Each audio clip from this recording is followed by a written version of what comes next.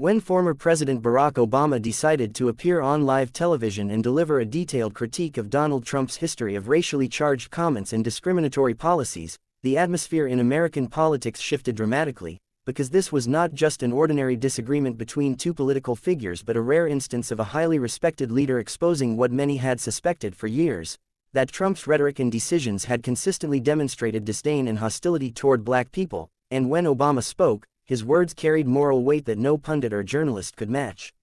Obama had been known throughout his post-presidency for his restraint, often choosing not to respond directly to Trump's constant stream of insults, conspiracy theories, and race-baiting language, but when he finally decided to break that silence in a nationally televised interview, the result was electrifying.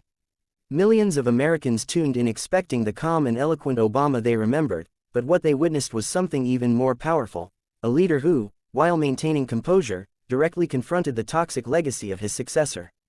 Obama pointed out the undeniable pattern in Trump's public life, from the days of leading the birther conspiracy that sought to delegitimize America's first black president, to the way Trump had responded to the tragic events in Charlottesville by suggesting that violent white supremacists included very fine people, to his repeated habit of labeling black protesters as thugs, while giving sympathetic treatment to right-wing extremists. He highlighted the systematic rollback of civil rights protections under Trump's Department of Justice, the efforts to suppress minority voting power, the attempts to weaken consent decrees designed to hold police departments accountable, and the inflammatory rhetoric that painted black communities as dangerous war zones instead of neighborhoods filled with resilience, talent, and culture. Obama's words struck a deep chord because he did not sound bitter or partisan. Instead, he sounded like a teacher laying out uncomfortable truths backed by evidence. He calmly explained that words from a president are never just words, because they shape the way millions think, act, and justify their prejudices, and in Trump's case, those words had emboldened racists and made life more difficult for black Americans already struggling against systemic inequality. The symbolism of this moment was extraordinary.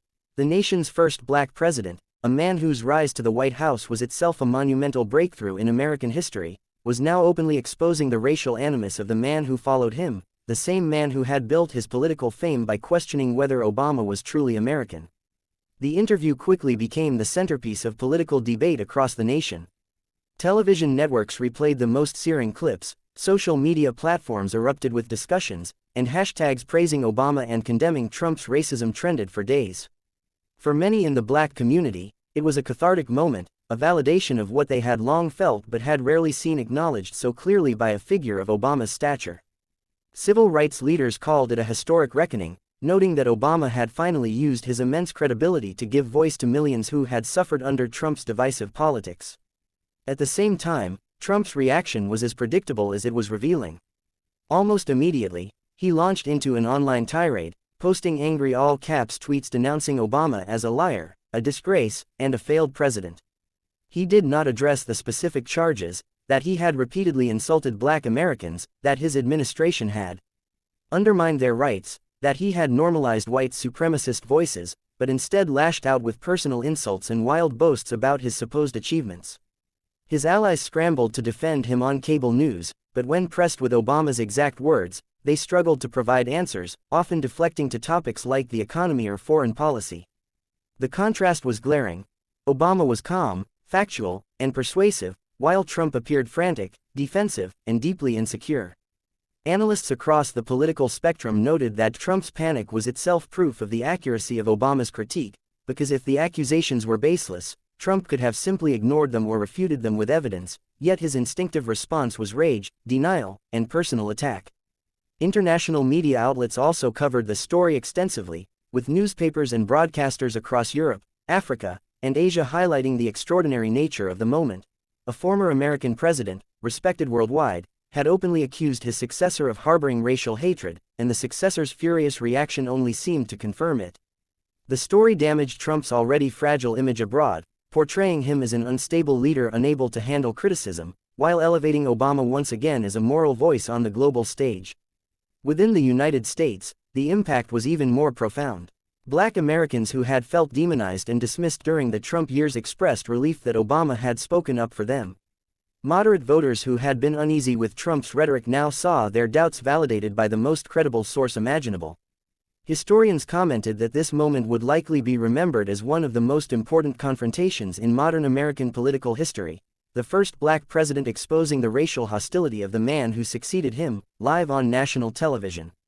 It was not just politics, it was a moral drama, a symbolic clash between two radically different visions of America, one rooted in unity, dignity, and inclusion, and the other built on division, fear, and resentment. And in that clash, Obama's calm voice carried the force of truth, while Trump's panicked response revealed the weakness beneath his bluster. The aftermath of Obama's televised exposé was not confined to a single news cycle. Instead, it unfolded over days and weeks, reshaping political conversations, altering media narratives, and sparking intense debates in living rooms, classrooms, and community centers across the United States, because when a former president, especially one as widely respected as Barack Obama, decides to step into the national spotlight and accuse his successor of perpetuating racial hatred, it forces a reckoning that even the most partisan outlets cannot completely ignore, and so the ripple effects were felt everywhere. Cable news channels dedicated hours of airtime to replaying Obama's statements, pausing to analyze the implications of each sentence, drawing connections between Trump's past behavior and the examples Obama had cited, and inviting experts to provide historical context. For example, legal scholars pointed out that Trump's Department of Justice had indeed scaled back investigations into police departments accused of racial discrimination, something Obama highlighted, and historians noted that Trump's campaign rhetoric in 2016, painting Mexican immigrants as criminals, pushing the law and order agenda in response to Black Lives Matter, and defending Confederate monuments, fit into a long tradition of racial dog whistles in American politics. What made Obama's comments especially powerful was that they weren't delivered in the heat of a campaign or as part of a partisan rally, they were spoken with the gravity of someone who had already served 2 terms as president and had no need to seek votes, and that made his words resonate more deeply with independents and moderates who might otherwise have dismissed criticism of Trump as partisan noise.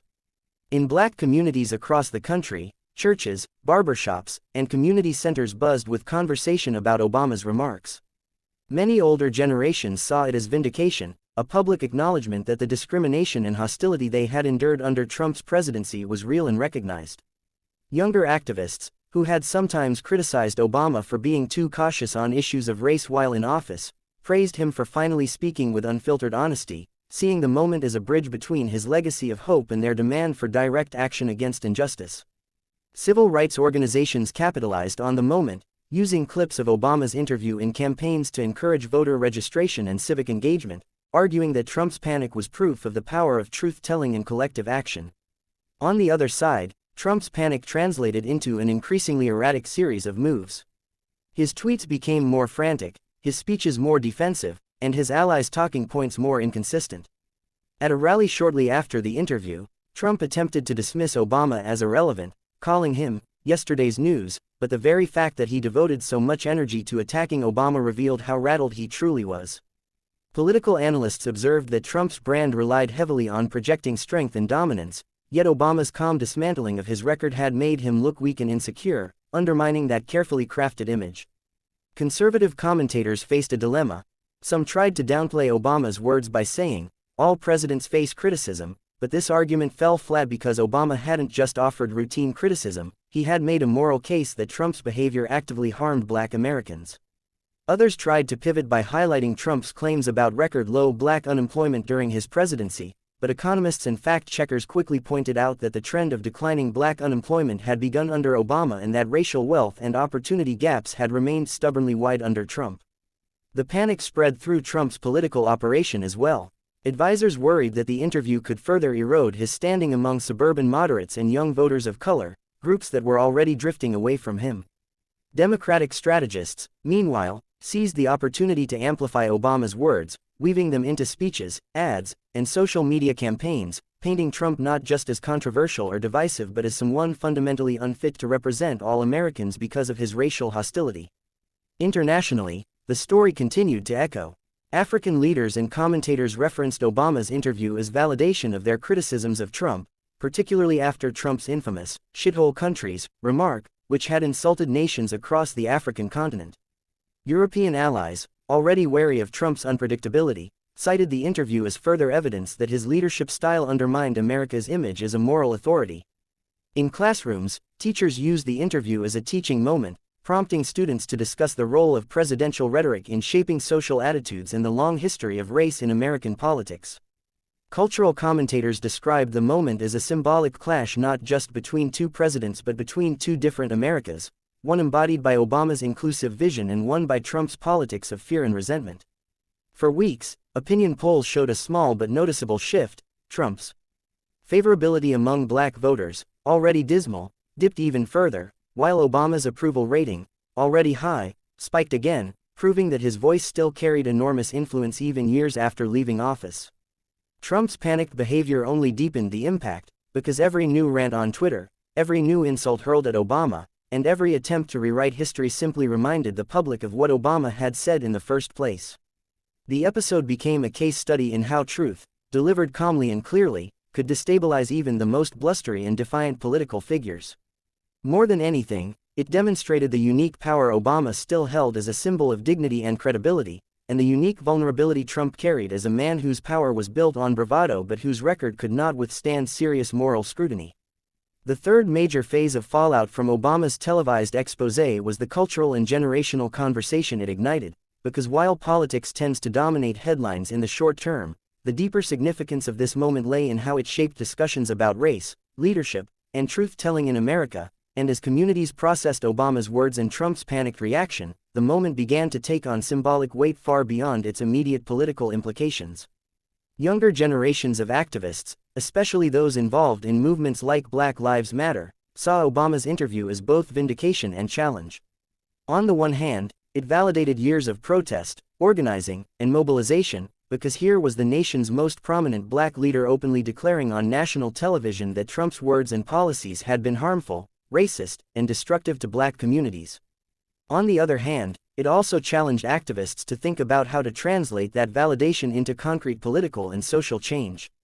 Social media platforms became arenas for these debates, with younger activists praising Obama for finally speaking so directly about race while also pushing the idea that exposure alone was not enough, structural change had to follow.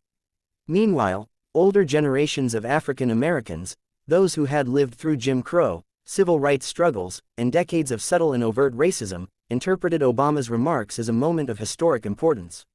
Many elders in the community expressed that hearing Obama speak so plainly about Trump's hatred brought them a sense of recognition, almost like a public acknowledgement of the pain and humiliation they had felt during the Trump years. In churches, community meetings, and local gatherings, people repeated Obama's words as though they were a kind of scripture, a reminder that dignity and truth could still cut through the noise of lies and division. Scholars of race and politics observed that this moment represented a bridge between the civil rights generation and the Black Lives Matter generation, with Obama functioning as a kind of elder statesman who, after years of careful diplomacy, had finally spoken with the bluntness that younger activists demanded. The cultural impact spread beyond the black community as well. Many white moderates, who had been uncomfortable with Trump's behavior but hesitant to label him racist, now found themselves confronted by Obama's moral clarity. Coming from a figure they respected, the words carried weight, forcing them to reconsider their silence or complicity. Editorial boards across the country echoed Obama's concerns, writing pieces that dissected Trump's record on race and concluded that the evidence of racial animus was overwhelming. Trump's defenders continued to insist that he had delivered for black Americans by citing statistics like unemployment rates, but critics pointed out that such surface-level data did not erase the lived experiences of hostility, discrimination, and fear that Trump had stoked. Obama's remarks shifted the terms of debate. No longer was the question simply whether Trump had said offensive things, the question was whether America was willing to confront the deeper reality that the most powerful man in the country had normalized racism from the highest office. Trump's panic in the face of this cultural reckoning became even more obvious in his behavior. He began invoking Obama's name at rallies with increasing frequency, sometimes devoting entire sections of his speeches to attacking him, as though trying to undo the damage by sheer force of repetition. But instead of weakening Obama's influence, these tirades only amplified it, because every time Trump mentioned Obama, news networks replayed the original interview clips, reminding viewers of what had been said and why it mattered. Memes and viral videos emerged contrasting Obama's calm delivery with Trump's angry shouting, and the visual symbolism was devastating for Trump's brand. Late-night comedy shows mocked his overreaction, while serious documentaries and podcasts began to analyze the interview as a turning point in how America talked about race and leadership. Internationally, Obama's comments were cited in op-eds as proof that the United States was still capable of moral self-criticism, even in an era dominated by Trump's brashness. In Africa, commentators highlighted the irony that the son of a Kenyan immigrant had risen to the presidency and was now calling out a successor who had dismissed African nations with racist language. In Europe, the interview was framed as part of a larger battle between liberal democratic values and the authoritarian populism that Trump embodied. In classrooms and universities, professors assigned the interview transcript as required reading, encouraging students to analyze how rhetoric from leaders shapes public opinion and either heals or harms social divides. For weeks, the cultural conversation persisted, outlasting the usual short attention spans of media cycles, because the moment had touched something deeper, the moral conflict at the heart of America's identity. On one side stood Trump, panicking, lashing out, and embodying fear-driven politics. On the other stood Obama, calm, deliberate, and embodying the possibility of unity. This contrast became a teaching tool, a rallying cry, and a reference point in debates about what kind of leadership America needed moving forward. In this sense, Obama's exposé did more than just damage Trump politically. It redefined the cultural battlefield, ensuring that Trump's legacy would forever be tied to the charge of racism, not just by activists or opponents, but by the man whose very existence he had once tried to delegitimize.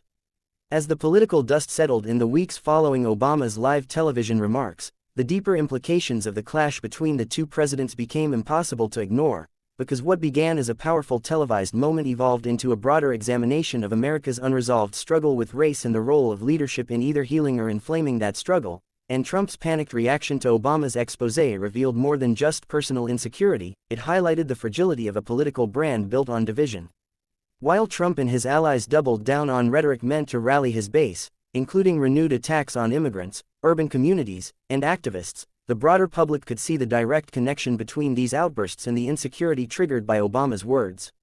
Political scientists began to describe the moment as a mirror test for America, when confronted with Obama's calm, fact-based account of Trump's racial animus. Would the nation choose to confront the truth or retreat into denial? The early evidence suggested that while Trump's loyalists refused to be swayed, moderates and independents were increasingly disturbed by his behavior. Focus groups conducted by universities and research institutes found that many undecided voters described Trump's reaction as embarrassing, childish, and unpresidential, especially when contrasted with Obama's measured tone. This shift mattered because it revealed that beyond the hardened base, there was a significant portion of the electorate who saw Trump's panic as evidence of weakness. At the same time, grassroots organizations seized the opportunity to push for broader conversations about systemic racism. Community forums, activist panels, and academic conferences cited Obama's interview as a catalyst for renewed urgency. In cities across America, local leaders used the moment to highlight disparities in housing, policing, and education, arguing that Trump's presidency had not only failed to address these inequities but had actively worsened them. Religious leaders, especially in black churches, preached sermons invoking Obama's words as a moral compass, urging congregations not to lose hope but to channel their frustration into action.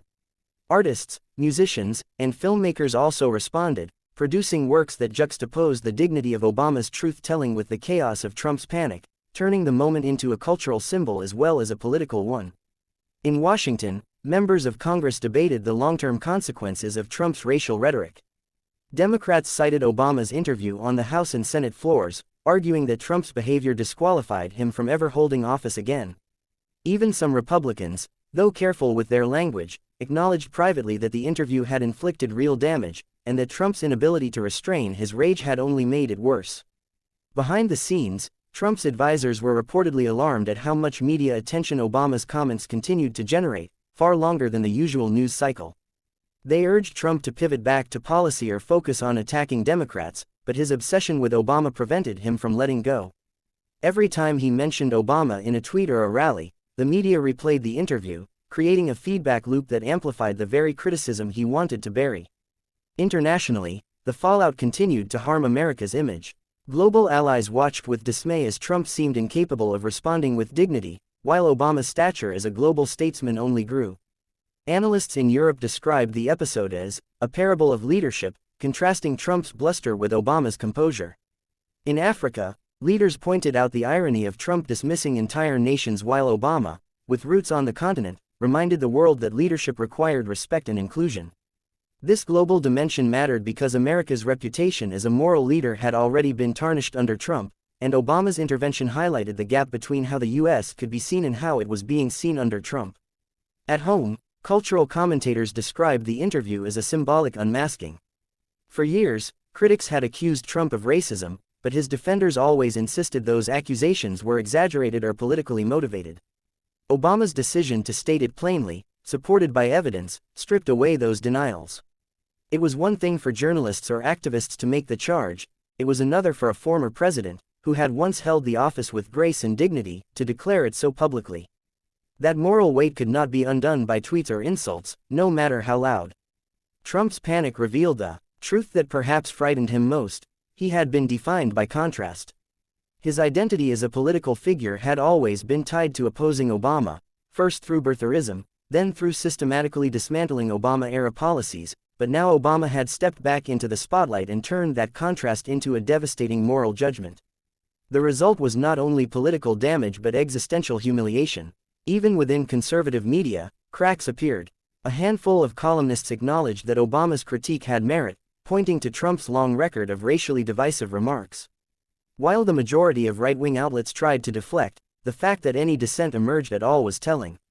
For historians looking back, the episode became a key moment in the narrative of Trump's presidency, the day when the mask slipped, when the image of strength and dominance gave way to a picture of panic and fragility, triggered by the steady voice of the man he had tried hardest to discredit.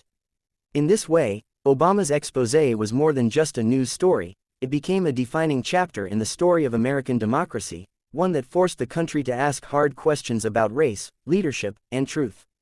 In the final analysis, the televised confrontation between Obama's moral clarity and Trump's panicked reaction will be remembered not just as a clash of personalities but as a profound moment in the ongoing struggle for America's soul, because it exposed in raw detail the stakes of leadership, the consequences of rhetoric, and the enduring weight of history. Obama's words did not exist in a vacuum, they were grounded in a broader legacy of black struggle, resilience, and resistance, and they carried with them the authority of someone who had personally faced Trump's hostility, from the birther conspiracy to years of petty attacks. For many Americans, watching Obama speak with calm conviction about Trump's hatred was like watching a truth that had long been whispered finally spoken aloud in the clearest possible terms. Trump's panic in response, his unrestrained tweets, his frantic rally speeches, his desperate attempts to discredit the man who had already left the White House years earlier, all of it painted a portrait not of strength but of fragility, revealing a leader unable to withstand even the lightest touch of truth. That fragility had consequences beyond his own image.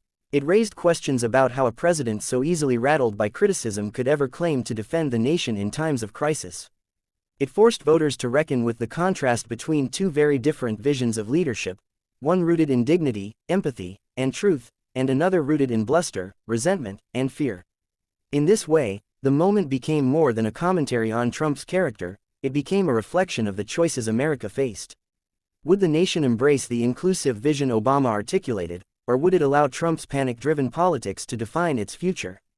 Activists, educators, and community leaders leaned into this framing, using the episode to inspire civic engagement, voter registration drives, and renewed calls for systemic reform.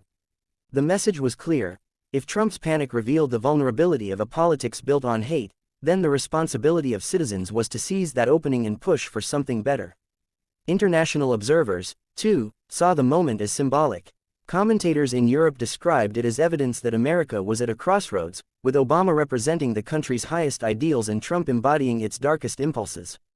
In Africa, where Trump's derogatory remarks about entire nations had sparked outrage, Obama's words were celebrated as a restoration of dignity, a reminder that American leadership could still reflect respect and humanity. Globally, the interview was replayed as an example of moral courage in the face of demagoguery. Back home, historians began to position the moment within a larger arc of American history, comparing it to other inflection points where leaders' words shifted the national conversation. Just as Martin Luther King Jr.'s speeches had crystallized civil rights demands, and just as Ronald Reagan's rhetoric had defined conservatism for a generation, Obama's televised critique of Trump's racism became a touchstone in the story of how America grappled with the legacies of slavery, segregation, and inequality in the 21st century. And unlike many moments that fade quickly from memory, this one endured because it was so stark, so unmistakable, a calm voice of reason against the loudest voice of fear. In the years that followed, analysts would look back and point to this interview as the day Trump's carefully cultivated image of invincibility cracked, not because of a scandal or a policy failure, but because of truth itself. For those who believed in justice, that was the lasting power of Obama's words. They showed that truth, even when delayed, could still cut through the noise of lies. For those who feared change, Trump's panic became a cautionary tale about what happens when leadership is built on division rather than unity.